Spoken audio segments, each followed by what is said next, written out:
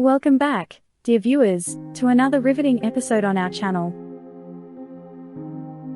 Today, we embark on a journey through Australia's troubled past, exploring a shocking and often overlooked chapter in history, the stolen generation. But before we delve into this distressing topic, I have a surprising revelation for you. Many of you might not be aware of this, but did you know that the last known removal of an Indigenous child from their family occurred not too long ago in the 1970s? Yes, you heard it right. It's a grim reminder that this dark history wasn't confined to the distant past, and its impact continues to resonate even today.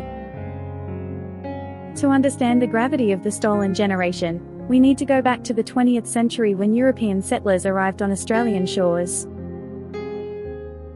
Indigenous communities had inhabited the land for over 60,000 years, but the arrival of the British colonisers led to a series of devastating consequences for the First Nations people.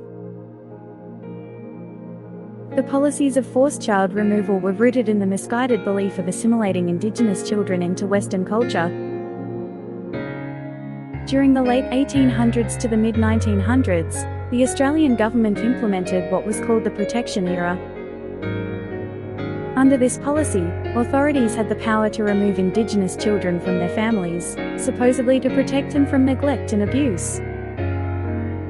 However, in reality, this led to a heart-wrenching practice of separating children from their cultural heritage, language, and traditions. As we move forward, I have a surprise for you. I had the opportunity to speak with two individuals who were directly affected by the stolen generation. Let's listen to their powerful testimonies. The forced removals were often brutal and traumatic. Many Indigenous children were taken by force, sometimes in the dead of night, from their families and communities. The pain and suffering endured by both the children and their parents are unimaginable. Families were torn apart, leaving deep scars that would last a lifetime. These stolen children were placed in institutions or foster homes, where they were raised under harsh and oppressive conditions. Many were subjected to physical and emotional abuse, denied access to their Indigenous culture, and forced to adopt Western ways. The long-term impact of the stolen generation is profound and far-reaching. Even today, the descendants of those who were forcibly removed continue to bear the scars of this tragic history. The loss of language, culture, and identity has resulted in intergenerational trauma, perpetuating the cycle of pain and disconnection. In 2008, the Australian government issued a formal apology to the victims of the stolen generation. While this acknowledgement was an essential step towards reconciliation, much work still needs to be done to heal the wounds of the past and create a more equitable and inclusive future for all Australians. So, how can we move forward as a society?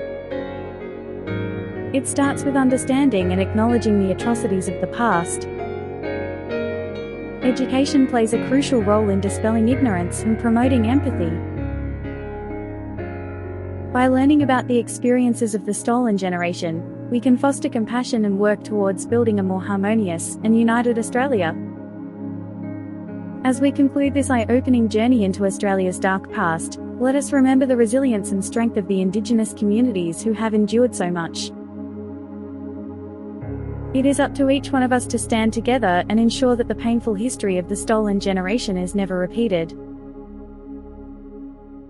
Let us strive for a future where every child, regardless of their background, can grow up with their family, culture, and identity intact. Thank you for joining me today on this important discussion. Remember to like, subscribe, and share this video to spread awareness about this significant chapter in Australia's history. Let's work towards a world where every voice is heard and every child cherished for who they are. Until next time, this is your historian, signing off. Stay curious and compassionate.